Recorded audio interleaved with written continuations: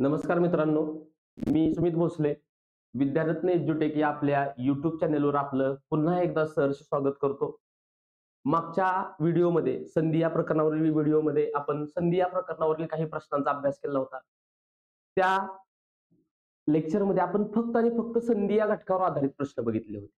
आजच्या या लेक्चरमध्ये आपल्याला मित्रांनो असे प्रश्न बघायचे जे प्रश्न खरं तर तुमचं मेरिट ठरवत असतात. मग मेरिट ठरवणारे प्रश्न कोणत्या पद्धतीने सॉल्व्ह केले पाहिजेत, त्याचा विचार काय असला पाहिजे, प्रत्येक गोष्टीचा बारकाईने विचार करणं गरजेचं आहे. कारण स्पर्धा खूप वाढलेली आहे मित्रांनो. या स्पर्धेमध्ये जर आपल्याला टिकायचं असेल तर आपल्याला मेरिट ठरवणारे प्रश्न जमले पाहिजे. मग या प्रश्नांचा आपण या आजच्या लेक्चरमध्ये काय करणार आहोत, अभ्यास करणार आहोत. आय होप सो सगळ्यांना माझा आवाज क्लिअर येत असेल. तर व्हिडिओ आपण सुरू करतो मित्रांनो. आजचा आपला पहिला प्रश्न आपल्या समोर आहे. प्रश्न वाचून घ्या सर्वांनी. पहिला प्रश्न आपल्याला काय म्हणतोय, योग्य पर्याय निवडा. आपल्याला दोन विधानं दिलेली आहेत. या दोन विधानांपैकी योग्य पर्याय आपल्याला निवडायचा आहे. मग आता त्या पर्यायांचा जर आपण विचार कराल, आपल्या समोर पर्याय आहेत फक्त एक बरोबर, फक्त दोन बरोबर, दोन्ही बरोबर, दोन्ही चूक. तुम्ही पहिल्यांदा प्रयत्न करा हे प्रश्नाचं उत्तर देण्याचा. थोड्या वेळात मी तुम्हाला सांगतो. बघा, विधानांचा विचार करून उत्तर देण्याचा प्रयत्न करा. ज्या संकल्पना तुमच्या क्लिअर असतील, जर या प्रकरणाच्या संकल्पना तुमच्या क्लिअर असतील तर हे प्रश्न तुमच्यासाठी खूप सोपा असेल. फक्त वाचताना थोडं व्यवस्थित वाचा. जे वाचलंय त्या पद्धतीनेच विचार करा, प्रश्न सोपा जाईल. ठीक आहे, अशी अपेक्षा करतो तुम्ही उत्तर दिलेलं असेल. ठीक आहे, चला बघूयात आपण. पहिलं विधान आपल्याला काय म्हणतंय, विधानाच्या अगोदर प्रश्न महत्वाचा कारण योग्य पर्याय निवडा. कोणता पर्याय निवडायचा आपल्याला, योग्य पर्याय निवडा असा प्रश्न विचारलेला आहे. योग्य पर्याय निवडा असा प्रश्न विचारल्यानंतर आपल्यासमोर विधान किती येतो, दोन. पहिलं विधान बघा, दोन सजातीय स्वर एकत्र येऊन एक संयुक्त स्वर निर्माण. वाचताना कधीही गडबड करायची नाही. दोन सजातीय स्वर एकत्र येऊन एक संयुक्त स्वर निर्माण होतो. आता मला सांगा मित्रांनो, संयुक्त स्वर म्हणजे काय हो, तर दोन स्वरांच्या एकत्रीकरणातून तयार झालेले स्वर. मग कोणकोणते संयुक्त स्वर आहेत मित्रांनो आपल्याकडे, तर आपल्याकडे ए, ऐ, ओ, औ हे आपल्याकडे काय आहे, तो संयुक्त स्वर आहेत. हा स्वरांचा आपला एक काय आहे, प्रकार आहे. आता हे संयुक्त स्वर बनताना कसे बनलेले आहेत मित्रांनो, तर आपण बघूयात की ए हा संयुक्त स्वर अ प्लस म्हणजे अधिक रस्वई किंवा दीर्घई यांच्या एकत्रीकरणातून बनला. ऐ हा स्वर आ प्लस रस्वई किंवा दीर्घई यांच्या एकत्रीकरणातून बनला. ओ हा स्वर अ प्लस रस्वऊ किंवा दीर्घऊ यांच्या एकत्रीकरणातून बनला. आणि औ हा स्वर आ प्लस रस्वऊ आणि दीर्घऊ यांच्या एकत्रीकरणातून बनला. आता जर तुमच्या संकल्पना क्लिअर असतील तर मित्रांनो बघा, तुम्हाला एक मुद्दा इथं दिसेल, तुम्हाला इथं दिसेल की ए हा संयुक्त स्वर आहे, तो बनताना अ अधिक रस्वई किंवा दीर्घई यांच्या एकत्रीकरणातून बनला. मग मला सांगा, दोन सजातीय स्वर, अ चा सजातीय स्वर कोण आहे हो, आ. मग अ अधिक आ पासून आपला ए बनला का, अजिबात नाही. याचा अर्थ संयुक्त स्वर हा सजातीय स्वरांपासून न बनता मला सांगा मग अ आणि ई हे एकमेकांचे कसले स्वर झाले हो, विजातीय स्वर झाले. कसले स्वर झाले, विजातीय स्वर. विजातीय स्वर म्हणजे काय, तर भिन्न उच्चार स्थानातून तयार होणाऱ्या स्वरांना आपण काय म्हणतो, विजातीय स्वर. किंवा सॉरी विजातीय स्वर म्हणजे काय, भिन्न उच्चार, बरोबर आहे, भिन्न उच्चार स्थानातून निर्माण होणाऱ्या स्वरांना आपण काय म्हणतो, विजातीय स्वर. आणि संयुक्त स्वर म्हणजे काय, तर दोन विजातीय स्वरांच्या एकत्रीकरणातून तयार होणाऱ्या स्वरांना काय म्हणतात, संयुक्त स्वर. मग मला सांगा इथं काय म्हटलंय तुम्हाला हो, सजातीय. याचा अर्थ पहिलं विधान चुकीचं आहे. आता दुसऱ्या विधानाकडे जर आपण गेलो, एकच व्यंजन दोन वेळा जोडले की त्याला द्वित म्हणतात. बघा मित्रांनो, एकच व्यंजन दोन वेळा जोडले गेले की त्याला द्वित असे म्हणतात. मग आता एकच व्यंजन दोन वेळा जोडलं जाणं म्हणजे नेमकं काय होणं, तर उदाहरणार्थ आपल्या समोर उदाहरण आलं त, आणि त्या त मध्ये मी पुन्हा त हेच व्यंजन ऍड केलं, तयार झालं त. म्हणजे मी काय केलं, व्यंजन प्लस तेच व्यंजन. बघा मी काय म्हणतोय, व्यंजन प्लस तेच व्यंजन. म्हणजे एकच व्यंजन किती वेळा जोडलं, दोन वेळा. एक व्यंजन जर दोन वेळा जोडलं गेलं तर त्याला आपण काय म्हणतो, द्वित म्हणतो. हे विधान अगदी बरोबर आहे. म्हणजेच आपल्या पहिल्या प्रश्नाचं उत्तर काय असेल हो, बघा पर्याय बघा, फक्त एक बरोबर चूक आहे, फक्त दोन बरोबर, फक्त दोन बरोबर हे तुमचं या प्रश्नाचं बरोबर उत्तर असेल. बघा, जर संकल्पना क्लिअर असत्या आणि वाचताना जर गडबड झाली नसती तर हा प्रश्न तुमच्यासाठी एकदम सोपा होता. पण वाचताना जर गडबड झाली तर आपण दोन्ही विधाने बरोबर असा उत्तर देणार आहे. त्यामुळे प्रश्न वाचताना थोडं व्यवस्थित वाचा. बघूयात आपण पुढचा प्रश्न. द्विरेफ शब्दाचा अर्थ सांगा. बघा हा प्रश्न मित्रांनो शब्द संपत्तीवर आधारित आहे. आणि शब्द संपत्ती हा मराठी व्याकरणावरचा एक महत्वाचा घटक आहे. म्हणजे साधारणपणे जर विचार करायचं झालं तर 25 प्रश्न सरासरी आपल्याला मराठी व्याकरणावर पोलीस भरतीला विचारले जातात. तर त्यापैकी 5 ते 10 प्रश्न हे शब्द संपत्तीवर असतात. आणि आयुष्यात संपत्ती कमवायची, बघा काय कमवायचे, संपत्ती कमवायची, तर तुम्हाला शब्द संपत्तीबद्दलची कल्पना असणं गरजेचं आहे. पण त्याच्यावर आधारित तुम्हाला हा प्रश्न होता. आणि एखादा प्रश्न असा असतो मित्रांनो की तो थोडा ऑड पद्धतीने आपल्याला विचारलेला असतो. मग आपण तोच प्रश्न बघूया. तिथं दिलाय तो, द्विरेफ शब्दाचा अर्थ सांगा. आता द्विरेफ शब्दासाठी तुम्हाला पर्याय पण दिलेले आहेत. पण द्विरेफ म्हणजे नक्की कोण, तर द्विरेफ म्हणजे भुंगा. द्विरेफ म्हणजे कोण, भुंगा. मग भुंग्याच्या समानार्थी शब्द काय येतो, भ्रमर, अली, मिलिंद, मधुप, भृंग, भुंगा, द्विरेफ आणि अजून एक शब्द आहे जो या पर्यायामध्ये असतो. तर द्विरेफ म्हणजे बंभर. हे या तुमच्या प्रश्नाचं काय असेल, बरोबर उत्तर असेल. म्हणजे हा प्रश्न तुमचा शब्द संपत्तीवर आधारित होतो. चला बघूयात पुढचा प्रश्न. पुढचा प्रश्न तुमच्या समोर आहे, गौण वाक्याचे किती प्रकार पडतात. आता प्रश्न सुंदर आहे बघा. गौण वाक्याचे किती प्रकार पडतात. आपण जनरली प्रश्न वाचल्या वाचल्या काहीही विचार न करता आपल्या डोक्यामध्ये पहिल्यांदा जो थॉट येतो तो डायरेक्ट म्हणतो. आपण म्हणतो गौण वाक्याचे प्रकार. गौण वाक्याचे प्रकार 4 आहेत आणि आपण पर्याय क्रमांक 1 ला बरोबर करायचं. तर मित्रांनो बघा, गौण वाक्याचे प्रश्न व्यवस्थित बघा. गौण वाक्याचे तुम्हाला प्रश्न असा विचारलेला नव्हता, गौणत्व सूचक उभयान्वयी अव्ययाचे. हा, गौणत्व सूचक उभयान्वयी अव्ययाचे किती प्रकार पडतात असा प्रश्न असता तर मग तुमचं पर्याय क्रमांक 1 हे उत्तर अगदी बरोबर असतं.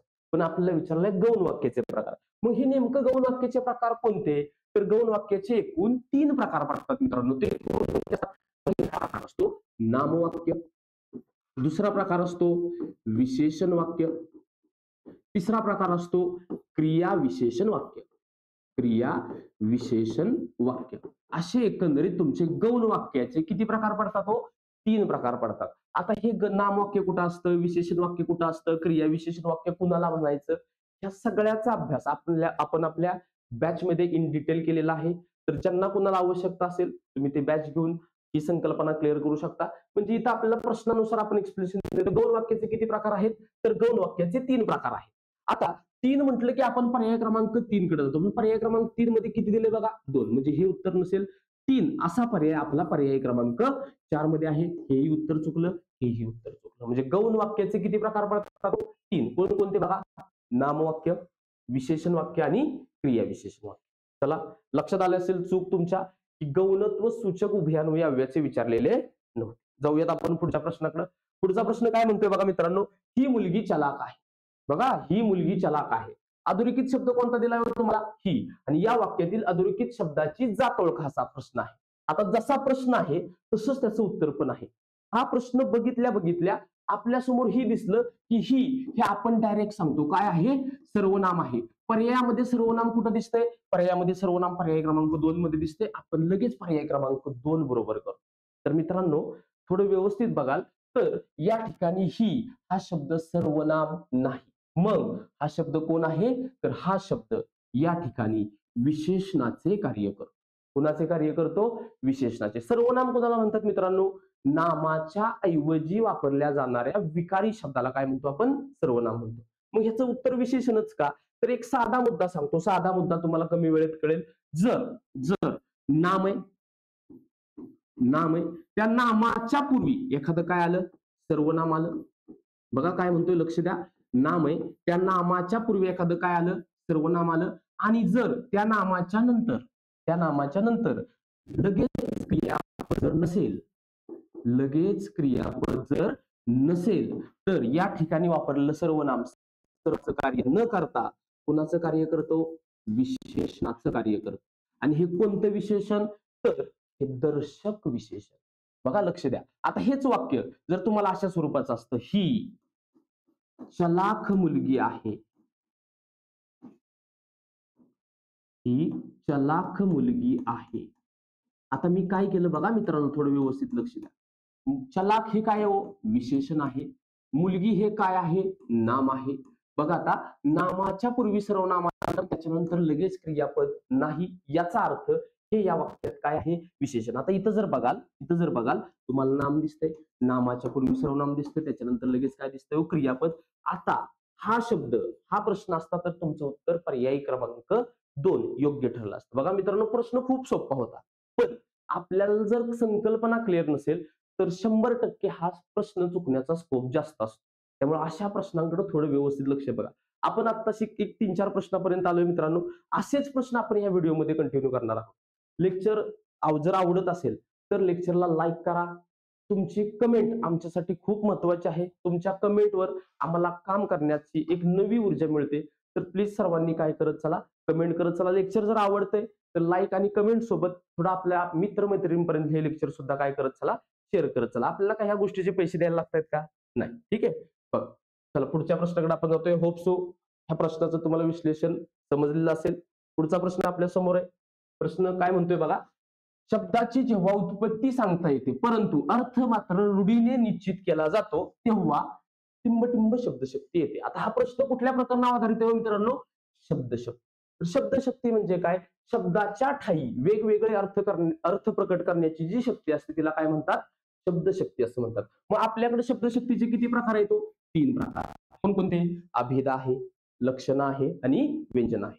आता या प्रकरणाचा जर विचार कराल तर पोलीस भरतीला या प्रकरणावर उपप्रकारावर सुद्धा प्रश्न विचारले जातात. मग ह्या प्रत्येकाचे ह्या 3 शब्दशक्तीचे उपप्रकार असतात. त्याच्यावरच आधारित आपल्याला असा एक प्रश्न आपल्या समोर दिसतो. शब्दाची जेव्हा उत्पत्ती सांगता येते परंतु अर्थ मात्र रूढीने निश्चित केला जातो तेव्हा त्यात टिंबटिंब शब्दशक्ती येते. पहिला पर्याय आहे रूढ अभिधा, दुसरा पर्याय आहे योग अभिधा, तिसरा पर्याय आहे योग रूढ अभिधा आणि चौथा पर्याय आहे व्यंजना. आता उत्पत्ती म्हणजे काय? तर बघा, एखादा शब्द तुम्हाला दिला. उदाहरणार्थ आपल्या समोर शब्द घेतला मी खग. शब्द काय आहे? खग. आता खग या शब्दाची जर आपण उत्पत्ती बघाल, खग म्हणजे कोण? तर ख म्हणजे आकाश. ख म्हणजे कोण? आकाश. आणि ग म्हणजे गमन करणारे, आकाशात गमन करणारे. ही झाली मित्रांनो त्या शब्दाची काय? उत्पत्ती. मग आकाशात कोण कोण गमन करतो? तर आकाशामध्ये विमान गमन करतं. विमाने असतात. विमान असेल, तारे असतील, तारे असतील, उपग्रह असतील, उपग्रह असतील, त्याच्यानंतर पतंग म्हणा, जे काय तुम्हाला आठवतंय ते आकाशात गमन करण्यापैकी. आणि कोण हो? पक्षी. म्हणजे ही ह्या शब्दाची काय सांगा, ह्या शब्दाची काय उत्पत्ती? करणार. मग आकाशात गमन करणारे विमान आहे, तारे आहे, उपग्रह आहे, पतंग आहे, पक्षी सुद्धा आहे. तर मित्रांनो मग मला सांगा, तुम्ही विमानाला खग म्हणताना कधी ऐकलंय का हो? नाही. तर आपण खग नेमकं कुणाला म्हणतो? पक्षाला म्हणतो. कशामुळे म्हणतो मित्रांनो? तर तो अर्थ कशानं निश्चित केलाय बघा? रूढीनं निश्चित केलेलं आहे. म्हणजे या ठिकाणी तुम्हाला या शब्दाची काय समजली? उत्पत्ती समजली. पण अर्थ लक्षात घेताना मात्र तुम्ही तो कशाने लक्षात घेतला हो? रूढीनं लक्षात घेतला. म्हणजे उत्पत्ती या शब्दाचा अर्थ असतो योग. उत्पत्ती याचा अर्थ असतो योग. रूढीनं अर्थ घेतला म्हणून रूढ. आणि किती अर्थ निघाला हो? एकच अर्थ निघाला म्हणून ही योग रूढ अभिधा शब्दशक्ती आहे. मग असा पर्याय आपल्यामध्ये कुठे दिसतोय का बघा? तर बघा, पहिला पर्याय आपल्याला रूढ अभिधा म्हणताय, नाही येणार आहे. योग अभिधा म्हणताय, नाही येणार आहे. बघा, पर्याय क्रमांक 3 हे तुमचं ह्या प्रश्नाचं अगदी बरोबर उत्तर असेल. आणि हे जे 3 पर्याय तुम्हाला दिसतात, रूढ अभिधा, योग अभिधा, योग रूढ अभिधा, हे आपल्या अभिधा शब्दशक्तीचे काय आहेत? उपप्रकार आहेत. बॅच मध्ये आपण याच्याबद्दल सगळं डिटेलमध्ये बघितलं आहे. तर इथं या प्रश्नाचं आपलं हे उत्तर संपून जाईल. ठीक आहे, चला जाऊयात पुढच्या प्रश्नाकडे. पुढचा प्रश्न काय म्हणतोय बघा मित्रांनो. वसंत ऋतूत वृक्षांना पालवी. या वाक्यात वृक्षांना हा शब्द कोणते कार्य करतो? आता हा जो प्रश्न आहे, हा प्रश्न कुठल्या प्रकरणावर आधारित आहे? तर वाक्य पृथक्करण या प्रकरणावरच. वाक्य पृथक्करण म्हणजे काय? तर दिलेल्या वाक्यातील शब्दांची माहिती सांगणं की त्यांचा एकमेकांशी काय संबंध आहे. मग आता बघा मित्रांनो, आपण बघूया फुटते. हे तुमचं मी विधान लिहितो. वसंत ऋतूत झाडांना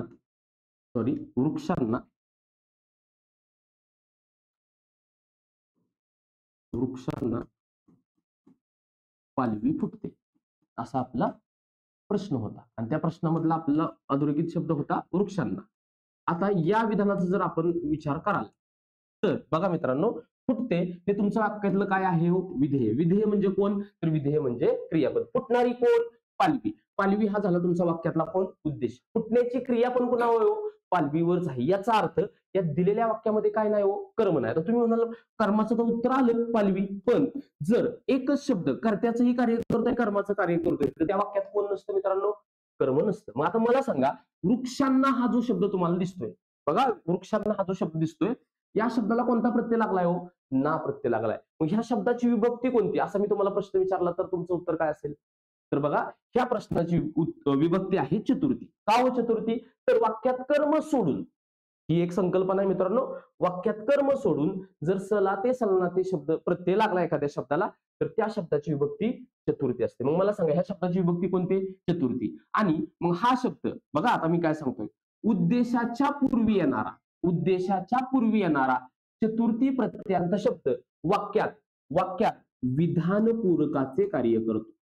कुणाचे कार्य करतो? विधानपूरकाचे कार्य करतो. म्हणजे हा शब्द आपल्यासाठी कोण आहे हो? विधानपूरक. मग आपण जर पर्यायाकडे बघाल, विधीपूरक, कर्मपूरक, आधारपूरक, यापैकी नाही. आपल्याला विधानपूरक असा कुठं दिसत नाही, आपण डायरेक्ट यापैकी नाही जातो. पण विधानपूरक म्हणजेच मित्रांनो कोण? तर विधानपूरक म्हणजेच विधीपूरक.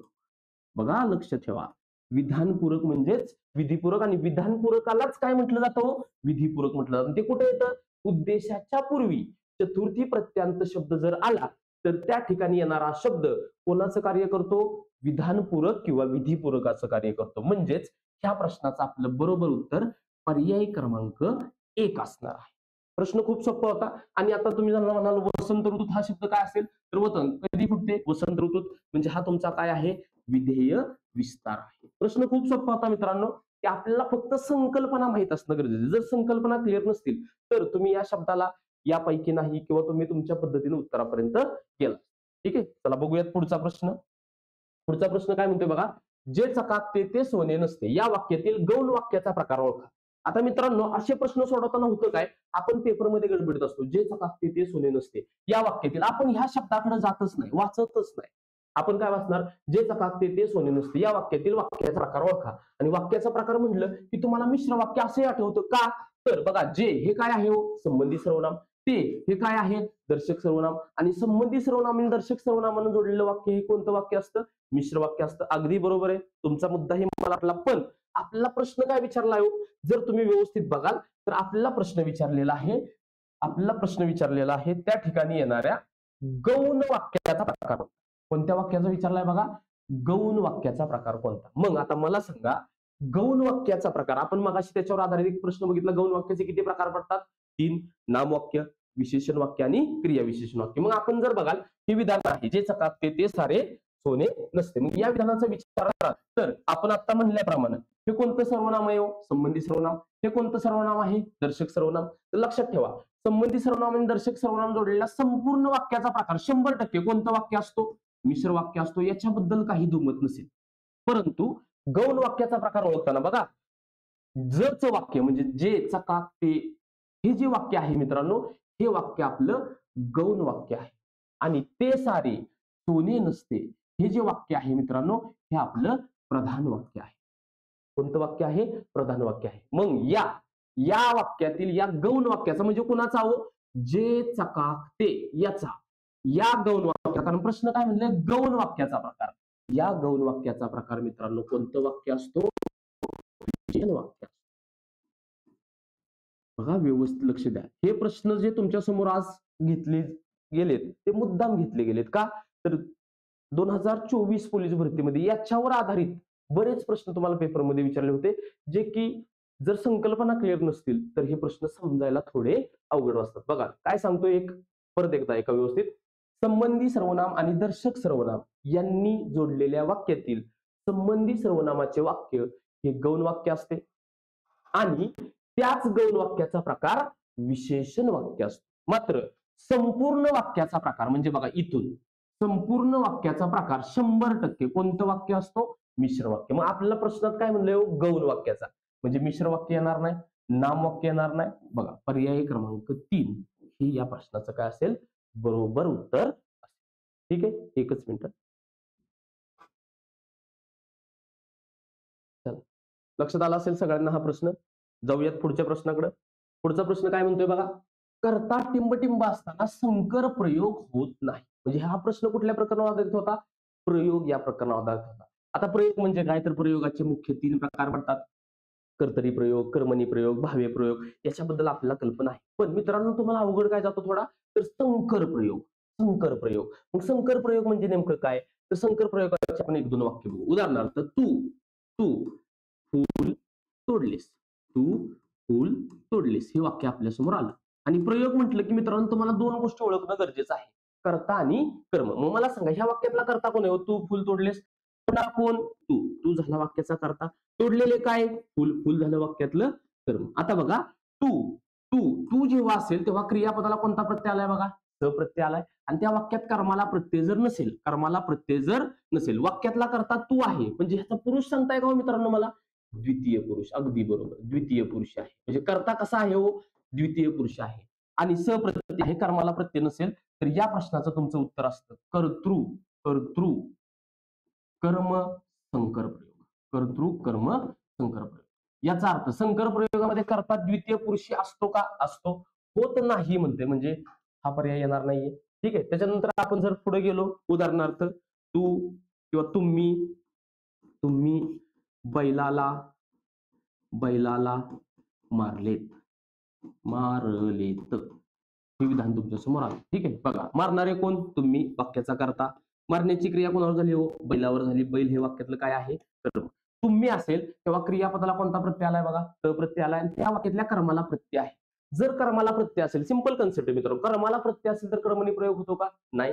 आता वाक्यातलं क्रियापद हे कर्त्यानुसारच बदलणार आहे. का? कसं? आता त्याचा भरपूर मुद्दे, त्याच्यासाठी सेपरेट एक लेक्चर युट्यूबवर जर शक्य झालं तर घेण्याचा प्रयत्न करतो. पण एवढं लक्षात ठेवा, कर्ता तुम्ही असेल, क्रियापदाला त प्रत्यय, वाक्यातल्या कर्माला जर प्रत्यय असेल तर तर त्या वाक्याचा प्रयोग कर्तृ भाव संकर असतो. कोणता असतो? कर्तृ भाव संकर असतो. म्हणजे इथंही कर्ता असा होता, द्वितीय पुरुष होता. आता उदाहरण क्रमांक 3. वडिलांनी वडिलांनी मुलाला मुलाला शाळेत घातला. शाळेत घातला. घालणारे कोण? वडील. वाक्यातला कर्ता. घालण्याची क्रिया कोणावर झाली हो? मुलावर झाली. कर्म. ठीक आहे. आता मला सांगा, घालण्याची क्रिया मुलावर झाली. आता वडिलांच्या जागी आईने घेतलं. आईने मुलाला शाळेत घातला. क्रियापद बदललं का हो? क्रियापद बदललं नाही. याचा अर्थ हे क्रियापद कर्त्यानुसार बदलत नाही. आता आपण मुलाकडे जाऊ. मुलाच्या जागी कर्माचं लिंग बदलू. मुलीला. वडिलांनी मुलीला शाळेत घातली. मुलीला केल्यानंतर वाक्यातलं क्रियापद बदललं का हो? बदललं. याचा अर्थ हा. याचा अर्थ हा. आता बघा, कर्मानुसार बदलते म्हणजे कर्मणी झाला. कर्म. आणि कर्त्यालाही प्रत्यय आहे, कर्मालाही प्रत्यय आहे, म्हणजे हा कोणता प्रयोग झाला हो? कर्म भाव संकर प्रयोग. कोणता झाला? कर्म भाव संकर. मग मला सांगा, वडिलांनी हा जो कर्ता आहे, हा कर्ता कसा दिलाय तुम्हाला? तर हा कर्ता तृतीय पुरुष आहे. तृतीय पुरुष आहे. म्हणजे संकर प्रयोग होताना करता तृतीय पुरुषी असतो का नसतो? तर असतो. म्हणजे हेही उत्तर येणार नाही. मग लक्षात ठेवा मित्रांनो, हेच तुमचे संकर प्रयोगाचे 3 प्रकार असतात. कर्तृ कर्म संकर, कर्तृ भाव संकर आणि कर्म भाव संकर. मग मला सांगा, कर्ता द्वितीय पुरुषी होता? हो. कर्ता तृतीय पुरुषी होता? हो. म्हणजेच कर्ता प्रथम पुरुषी कर्ता प्रथम पुरुषी असताना संकर प्रयोग होत नाही. हे तुमचं ह्या प्रश्नाचं काय असेल? बरोबर उत्तर असेल. बघा, प्रकरण प्रकरण खूप सुंदर असतं. प्रयोग हे प्रकरण थोडं तुमच्यासाठी, नवीन विद्यार्थ्यांसाठी थोडं अवघड जातं. शक्य झालं तर मगाशी म्हणल्याप्रमाणे आपण एक प्रयोगाचं लेक्चर घेण्याचा प्रयत्न नक्की करूया. ठीक आहे. जर आवश्यकता वाटत असेल तर नक्की कमेंट बॉक्समध्ये रिप्लाय करा. आपण ते घेण्याचा प्रयत्न करूया. ठीक आहे. चला पुढे बघा प्रश्न. पोटासाठी भटकत जरी दूर देशी फिरेन या पद्य पंक्तीमध्ये कोणते वृत्त आहे? आता वृत्तावर प्रश्न आला की एकतर आपण गोळी हाणतो, म्हणजे 10, 20, 30, 40, 50, 60, 70, 80, 90, 100, किंवा प्रत्येकाची टेक्निक वेगळी असते. जय माता दी या पद्धतीने आपण डायरेक्ट गोळी हाणत असतो. आता वृत्त प्रकरण जर बघाल मित्रांनो, वृत्त प्रकरण हे खरं तर सोपं प्रकरण असतं. आता ह्या वृत्तामध्ये वृत्ताचे किती प्रकार असतात? तर 3 प्रकार. अक्षरगण वृत्त, मात्रावृत्त आणि मात्रावृत्तालाच आपण जाती म्हणतो, आणि अक्षरछंद. ठीक आहे. आता याच्यामध्ये आपण जर पर्याय बघाल, पृथ्वी आहे, इंद्रवज्र आहे, मालिनी आहे, मंदाक्रांत, हे सगळे पर्याय मित्रांनो अक्षरगण वृत्ताचे आहेत. आणि एक टेक्निक सांगतो. अक्षरगण वृत्त जर तुम्हाला ओळखायचं असेल तर फक्त एकच काम करा. अक्षरगण वृत्त ओळखायचं असेल तर दिलेल्या वाक्यामध्ये किती अक्षर आहेत हे पहिल्यांदा मोजा. मग आपण पहिल्यांदा मोजूयात. 1, 2, 3, 4, 5, 6, 7, 8, 9, 10, 11, 12, 13, 14, 15, 16, 17. बघा, 17. मग आता बघा, पृथ्वी या अक्षरगण वृत्तामध्ये एकूण 17 अक्षर असतात, म्हणजे हे उत्तर होऊ शकतं. इंद्रवज्र या अक्षरगण वृत्तामध्ये एकूण 11 अक्षरे असतात. मालिनीमध्ये एकूण 15 अक्षरे असतात आणि मंदाक्रांतामध्ये सुद्धा 17 अक्षर असतात. म्हणजे फक्त 17 अक्षरावरनं तुम्ही हे 2 पर्याय कट करू शकता का बघा हो. हे 2 पर्याय कट करू शकता का? हे 2 पर्याय येणार नाही. का तर अक्षर किती आहेत? 17 आहेत. मग आता काय करायचं? 17 वाले 2 आहेत. 2 आल्यानंतर आपण गण पाडायचे. किती अक्षरांचा गण पडतो? 3 अक्षर. 1 2 3 1 2 3 3 कुठेतरी थोडं ठीक आहे. इथं थोडी मिस्टेक झाली. 3 लाईन करताना 1 2 3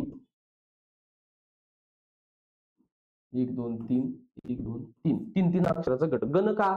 तर 3 अक्षराच्या गटालाच काय म्हणतात? गण असं म्हणतात. मग आता जर ऱ्हस्व स्वर असेल तर गुरु, जर ऱ्हस्व स्वर असेल तर लघु आणि दीर्घ स्वर असेल तर त्याला गुरु म्हणायचं असतं. मग आता ऱ्हस्व स्वर, दीर्घ स्वर यासाठी काय असतं बघा. हा दीर्घ स्वर आहे म्हणजे गुरु, हा दीर्घ आहे म्हणजे गुरु, हा दीर्घ आहे म्हणजे गुरु. हा दीर्घ आहे गुरु, हा ऱ्हस्व आहे लघु, हा ऱ्हस्व आहे लघु. लघु लघु लघु गुरु. हा काय येईल? गुरु. हा काय येईल? लघु. हा काय येईल? गुरु गुरु लघु. गुरु लघु. आणि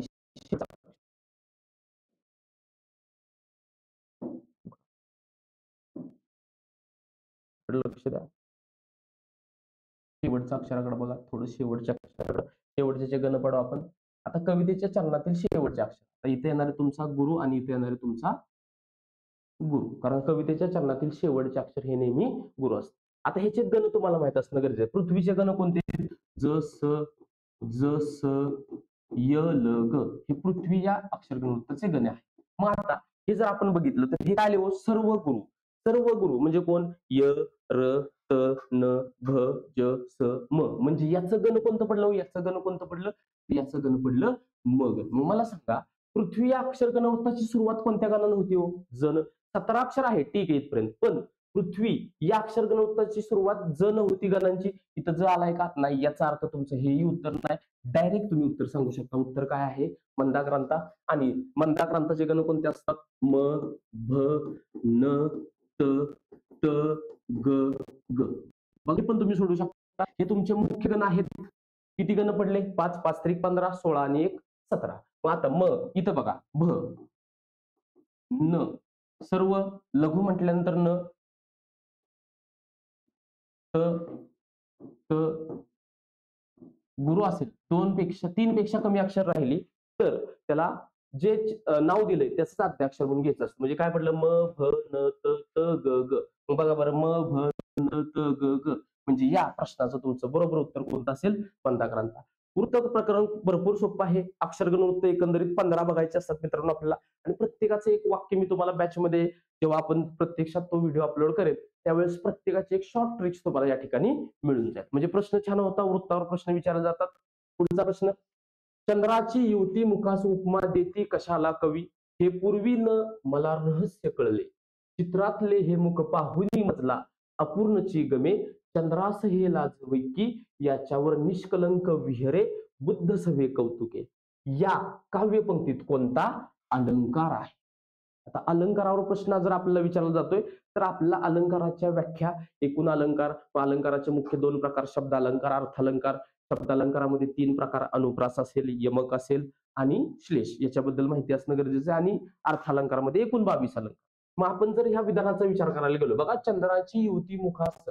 पहिली गोष्ट हे प्रश्न वाचल्या वाचल्या अपेक्षित नसतं की पोलीस भरतीला एवढा मोठा प्रश्न विचारला जाऊ शकतो. पण मित्रांनो परीक्षा आहे. परीक्षेमध्ये कोणता प्रश्न येईल याची शाश्वती ना आम्हाला असते ना तुम्हाला असते. आपल्याला संकल्पना जर क्लिअर असतील तर प्रश्न कितीही मोठा असू द्या आपण याचं उत्तर देऊ शकतो. बघा आता तुम्ही व्यवस्थित वाचा. चंद्राची युवती मुखास. बघा कुणाची उपमा दिली गेली हो? चंद्राची. म्हणजे तुमचं ह्या वाक्यातलं उपमेय, उपमेय आणि उपमान ह्या गोष्टीवर तुमचे बऱ्यापैकी अलंकार क्लिअर होतात. जर तुम्हाला वाक्यातील उपमेय कोणतं आणि वाक्यातील उपमान कोणतं याच्याबद्दलची कल्पना असती तर तुम्हाला हा प्रश्न अत्यंत सोपा गेला असता. मग उपमेय म्हणजे कोण मित्रांनो? तर उपमेय म्हणजे ज्याची तुलना करावयाची आहे तो. आणि उपमान म्हणजे कोण? ज्याच्याशी तुलना करावयाची आहे. मग आता बघा बरं. चंद्राची युवती मुखास उपमा म्हणजे कुणाची उपमा? चंद्राची. म्हणजे चंद्र हे तुमचं ह्या वाक्यातलं काय होतं? उपमान होतं. आणि युवतीचं मुख हे तुमचं काय होतं? उपमेय होतं. आता मला सांगा ह्या दोघांपैकी सुंदर कोण असेल हो? तर मला सांगा, कधीही उपमानच श्रेष्ठ असतं, कधीही उपमान श्रेष्ठ असतं. पण तुम्ही जर विधानाकडे बघाल, चंद्राची युवती मुखास उपमा देते कशाला कवी, हे पूर्वी न मला रहस्य कळले, चित्रातले हे मुख पाहुनी मजला अपूर्णची गमे, असं हे लाजवी. म्हणजे चंद्राला सुद्धा ते काय करेल, लाजवेल, एवढं सुंदर काय आहे तिचं मुख आहे. म्हणजे मला सांगा, कोण श्रेष्ठ दाखवलं हो? उपमेय श्रेष्ठ दाखवलं. कुणापेक्षा श्रेष्ठ दाखवलं? उपमानापेक्षा श्रेष्ठ दाखवलं. म्हणजे युवतीचं मुख हे चंद्रापेक्षा सुंदर आहे असं म्हटलं जातं. मला सांगा, युवतीचं मुख चंद्रापेक्षा सुंदर असणं शक्य आहे का हो? नाहीये. म्हणजे इथं काय केलंय, उपमेय हे उपमानापेक्षा श्रेष्ठ दाखवले. मग उपमेय जेव्हा उपमानापेक्षा श्रेष्ठ असतं, त्यावेळेस होणारा अलंकार मित्रांनो कोणता अलंकार असतो? व्यतिरेक अलंकार. बघा, किती सोपा प्रश्न होता, पण आपल्या समोर प्रश्न अशा पद्धतीने मांडला की आपला वाचण्यातच वेळ जावा.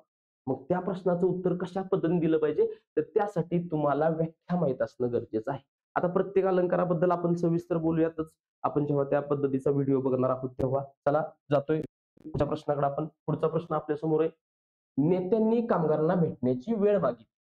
या वाक्यातील अधोरेखित शब्दाचा कारकार्थ ओळखा.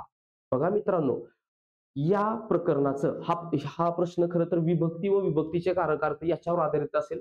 या प्रकरणाचं जर बेसिक नॉलेज तुम्हाला नसेल, म्हणजे संकल्पना जर क्लिअर नसेल, तर हा प्रश्न चुकण्याची शक्यता दाट असते. आता कारकार्थ म्हणजे काय? तर कारकार्थ म्हणजे वाक्यातील नामाचा किंवा वाक्यातील सर्वनामाचा वाक्यातील क्रियापदाशी जो संबंध आहे, थेट क्रियापदाशी, त्याला काय म्हणतात? कारकार्थ. मग आपल्या मराठीमध्ये विभक्ती किती आहेत? तर मराठीमध्ये मित्रांनो, तर मराठीत एकूण विभक्ती आहेत 8.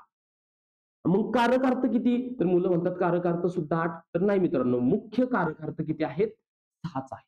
मग प्रथमेचा कारकार्थ आहे कर्ता, द्वितीयचा कारकार्थ आहे कर्म, तृतीयचा कारकार्थ आहे करण, चतुर्थीचा कारकार्थ आहे संप्रदान, पंचमीचा कारकार्थ आहे अपादान, षष्टीला मुख्य कारकार्थ नसतो, आपण मानतो संबंध, सप्तमीचा कारकार्थ आहे अधिकरण. अधिकरण म्हणजे काय? स्थळ किंवा वेळ.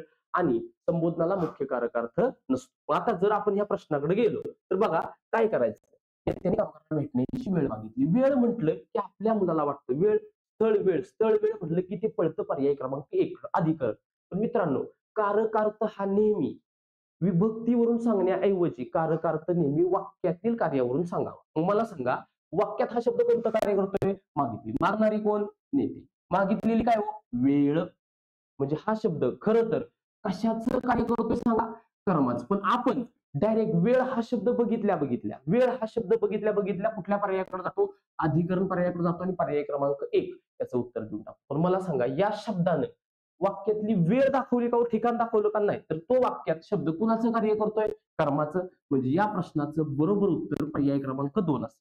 बघा, परत एकदा सांगतोय, कारकार्थ हा नेहमी शब्दावरून नका ओळखू, कारकार्थ हा नेहमी विभक्तीवरून नका ओळखू, तर कारकार्थ हा नेहमी वाक्यातील कार्यावरून ओळखा. ही जर संकल्पना क्लिअर असती तर हा प्रश्न सोपा गेला असता. पण संकल्पना क्लिअर नसेल, वरवर माहिती असेल वेळ म्हणजे अधिकरण, तर तुम्ही लगेच जाणारे पर्याय क्रमांक 1 आणि आपलं उत्तर काय असणार आहे सांगा? चुकणार आहे. म्हणजे या प्रश्नाचं बरोबर उत्तर कोणतं होतं? कर्म. चला बघूयात पुढचा प्रश्न. अशी अपेक्षा करतो की तुम्हाला ह्या प्रश्नांची जी काठिण्य पातळी आहे ती काठिण्य पातळी आवडत असेल. हे प्रश्न या पद्धतीनं तुमच्या समोर घेतले की जेणेकरून तुमचा परीक्षेमध्ये एक पण मार्क जाऊ नये. आणि अशाच पद्धतीची रचना आपल्या बॅच मध्ये सुद्धा केली आहे. तुम्हाला अगदी बेसिक पासून ऍडव्हान्स पर्यंत सगळ्या लेवल कव्हर करण्याचा आपण त्या आपल्या कोर्समध्ये प्रयत्न केलेला आहे. ठीक आहे, चला बघूया. खालीलपैकी कोणता शब्द प्रमाण लेखन नियमानुसार बरोबर आहे? कोणते शब्द प्रमाण लेखन नियमानुसार बरोबर आहेत? म्हणजे हा प्रश्न कशावर आधारित होता? शुद्ध अशुद्ध शब्दावर आधारित.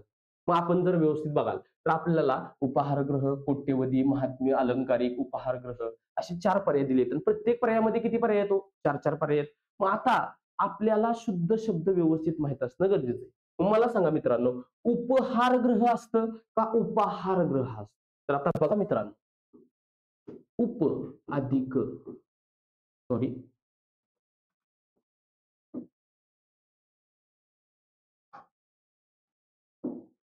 उपहार उपहार आणि उपाहार या 2 शब्दातला फरक तुम्हाला कळणं गरजेचं आहे. उपहार म्हणजे कोण? तर उपहार म्हणजे भेट किंवा नजराणा. आणि उपहार म्हणजे काय? नाश्ता.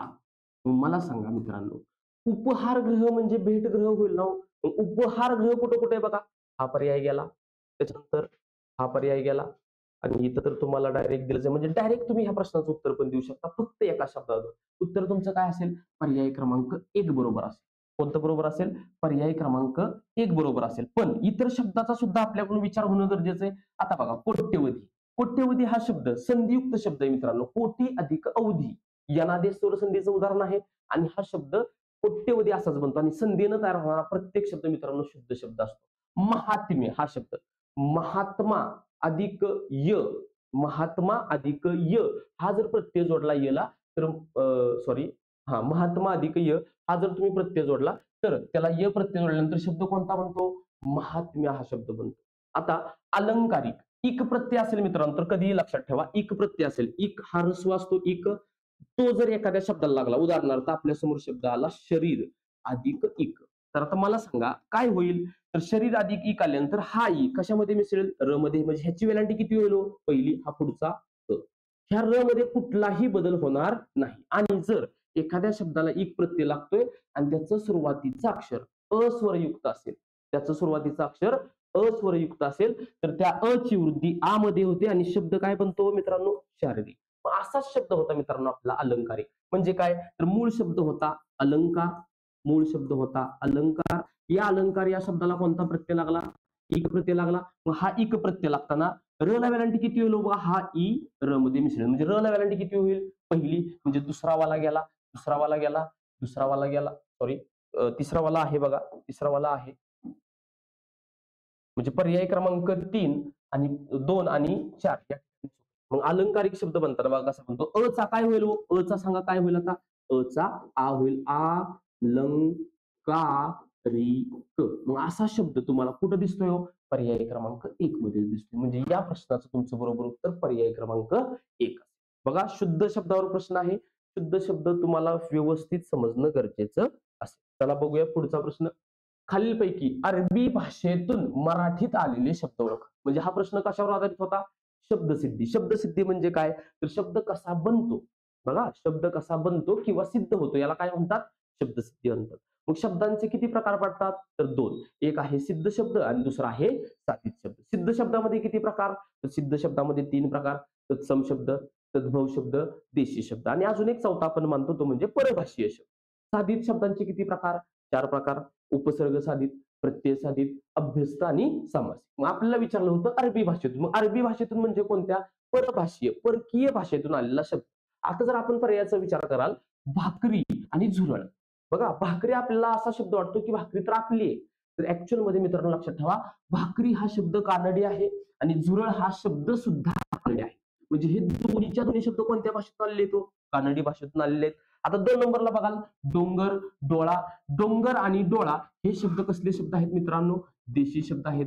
ते काय झाडी, काय डोंगर, बघा ते डायलॉग होता तो आपला देशी शब्द आहेत. आता नकाशा आणि जिल्हा, नकाशा आणि जिल्हा हे शब्द अरबी भाषेतून मराठीत आलेले आहेत. कोणत्या भाषेतून आलेले? तो अरबी. म्हणजे आपलं या प्रश्नाचं बरोबर उत्तर कोणतं होतं?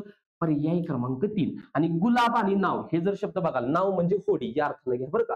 गुलाब आणि नाव हे जे शब्द आहेत, हे शब्द आपल्याकडं फारसी भाषेतून आलेले आहेत. कोणत्या भाषेतून आलेले आहेत? फारसी. म्हणजे या प्रकरणाबद्दलची पण आपल्याला माहिती असणं गरजेचं आहे. जर तुम्हाला हे माहित असतं की हे कोणकोणत्या भाषेमध्ये मोडतात, तर तुम्ही या प्रश्नाच्या उत्तरापर्यंत सहज पोहोचला असता. ठीक आहे, चला बघूयात पुढचा प्रश्न आपल्या समोर आहे. पुढचा प्रश्न आहे, जरामरण या शब्दाचा समास प्रकार कोणता? तर जरामरण कशावर प्रश्न आहे हो? समास या घटकावर. मग समासाचे किती प्रकार पडतात? 4. अव्ययीभाव समास, तत्पुरुष समास, द्वंद्व समास आणि बहुव्रीही समास. मग या 4 पैकी कोणता? तर जरामरण हा शब्दच थोडा आवड वाटतो. जरामरण या शब्दाचा विग्रह करताना काय करायचं? तर बघा मित्रांनो, जरा, जरा या शब्दाचा अर्थ आहे म्हातारपण.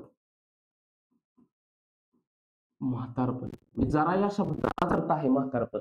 म्हातारपण आणि मरण. बघा विग्रह काय बनला? म्हातारपण आणि मरण. म्हातारपण आणि मरण असा विग्रह बनल्यानंतर, म्हातारपण आणि मरण असा विग्रह बनल्यानंतर मला सांगा, या सामासिक शब्दाच्या विग्रहामध्ये कोण आलं? आणि. आणि हे काय आहे? समुच्चय बोधक उभयान्वयी अव्यय आहे. आणि ज्याच्यामध्ये आणि हे समुच्चयबोधक उभयान्वयी अव्यय येतं तो तुमचा समास इतरेतर द्वंद्व असतो. कोणता असतो? इतरेतर द्वंद्व. म्हणजे या प्रश्नाचं तुमचं बरोबर उत्तर कोणतं असेल? पर्याय क्रमांक 2. विभक्ती तत्पुरुष मध्ये मोडू शकत नाही, कर्मधारयामध्ये मोडू शकत नाही, यापैकी नाही तर संबंधच येत नाही. म्हणजे समास हे प्रकरण पण तुमच्या परीक्षेच्या दृष्टिकोनातून अत्यंत महत्वाचं आहे. आणि या सामासिक शब्दाचा विग्रह करणं गरजेचं आहे. द्वंद्व समास म्हणजे कोण व नेमकं? तर द्वंद्व समास म्हणजे ज्या समासातील दोन्हीच्या दोन्ही पदे महत्वाची असतात. दोन्हीच्या दोन्ही पदे महत्वाची असतात त्या समासाला काय म्हणतात? द्वंद्व. म्हणजे या प्रश्नाचं बरोबर उत्तर होतं पर्याय क्रमांक 2. चला जाऊयात आपल्याच्या शेवटच्या प्रश्नाकडे. शेवटचा प्रश्न तुमच्या समोर आहे मित्रांनो. काळाचे व अर्थाचे, काळाचे टिंबटिंब व अर्थाचे टिंबटिंब आख्यात प्रत्यय आहे. आता जर आपण प्रश्न काळजीपूर्वक वाचला नाही तर आपली मथुरा पालथी झाली म्हणून समजा. म्हणजे काय? आपण जनरली प्रश्न असतो काळाचे अर्थाचे. मग आपल्याला माहिती आहे की काळाचे किती प्रकार आहेत? 3. अर्थाचे किती प्रकार आहेत? 4. मग आपण लगेच पर्याय जातो. कुठे? 3 आणि 4. सर मला पर्याय क्रमांक 1 मध्ये दिसलं, माझं उत्तर संपलं. भरपूर सोपा प्रश्न आला. पण आता बघा, घोटाळा झाला, घोटाळा. आणि साधा सुद्धा नाही, गुलीगत धोका आहे हा. आता कसं आहे बघा, काळाचे व अर्थाचे किती प्रकार पडतात असा प्रश्न आहे का हो तुम्हाला? नाहीये. तर प्रश्न कशा विचारला मित्रांनो? आख्यात प्रत्यय. मग आख्यात म्हणजे कोण हो? तर आख्यात म्हणजे क्रियापद. क्रियापदाला संस्कृत मध्ये आख्यात असे म्हणतात. मग या आख्याताला म्हणजे क्रियापदाला लागणारे प्रत्यय. मग क्रियापदाला काळाचा विकार होतो, क्रियापदाला अर्थाचा विकार होतो. यापैकी क्रियापदाला काळाचे, काळाचे बघा, काळाचे किती आख्यात प्रत्यय लागतात? तर क्रियापदाला काळाचे 4 आख्यात प्रत्यय लागतात व क्रियापदाला अर्थाचे 3 आख्यात प्रत्यय लागतात. मग काळाचे 4 कोणते? तर बघा, पहिला आहे प्रथम ताख्यात. प्रथम ताख्यात, प्रथम ताख्यातावरून तुम्हाला वर्तमान काळ समजतो. दुसरा आहे लाख्यात. लाख्यातावरून तुम्हाला भूतकाळ समजतो. भूतकाळ समजतो. ई आख्यात. ई आख्यातावरून तुम्हाला, ई आख्यातावरून तुम्हाला रीती भूतकाळ समजतो. रीती भूतकाळ समजतो. आणि अजून एक आख्यात प्रत्यय मित्रांनो, त्याला म्हणतात इल आख्यात. इलाख्यात. इलाख्यातावरून तुम्हाला, इलाख्यातावरून तुम्हाला भविष्यकाळ समजतो. म्हणजे मला सांगा, तुम्हाला प्रश्न काळाच्या प्रकारावर नसून कशावर होता हो? आख्याताच्या प्रत्ययावर. मग आता तुम्हीच बघा, किती आख्यात प्रत्यय झाले काळाचे? 4. मग अर्थाचे कोण? अर्थाचे कोणते? तर अर्थाचे कोणते बघा, इकडे लिहितो मी. अर्थाचे कोणते आहेत? तर पहिला आहे उ आख्यात. उ आख्यात म्हणजे कोण? आज्ञार्थ, शॉर्ट मध्ये लिहितो. दुसरा आहे वाख्यात. वाख्यात म्हणजे कोण? विद्यर्थ. आणि तिसरा आहे यातला द्वितीय ताख्यात. द्वितीय ताख्यात. द्वितीय ताख्यातावरून तुम्हाला कोणता अर्थ कळतो? संकेतार्थ. म्हणजे प्रश्न होता आख्यात प्रत्ययावर, आपलं डोकं चाललं काळाचे आणि अर्थाचे प्रकार. मग मला सांगा, काळाचे किती आख्यात प्रत्यय झाले हो? मोजा. 1, 2, 3, 4. आणि अर्थाचे किती झाले? 1, 2, 3. म्हणजे उत्तर काय असणं गरजेचं होतं? काळाचे 4 व अर्थाचे 3 आख्यात प्रत्यय. म्हणजे तुमचं उत्तर पर्याय क्रमांक 2 असणं अपेक्षित होतं.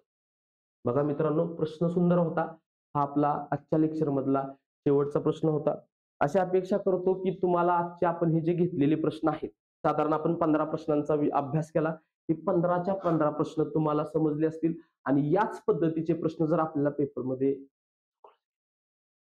पेपरमध्ये जर आले तर तर आपल्याला या प्रश्नांची उत्तरं देणं गरजेचं असेल. ठीक आहे.